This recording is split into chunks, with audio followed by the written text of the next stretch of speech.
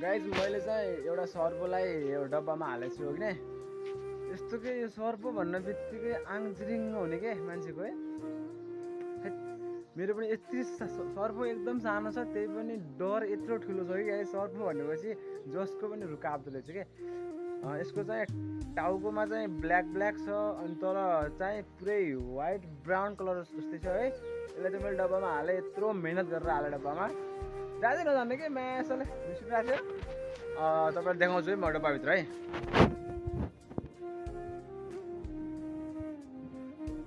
गाई चाहिँ सर्पो चाहिँ हिँड्न लाग्छ यताउता है। कुन सर्पो मलाई चाहिँ थाहा होइन, I don't know about this, but यो सर्पो चाहिँ माथि आउने ट्राई गरिरहेको छ।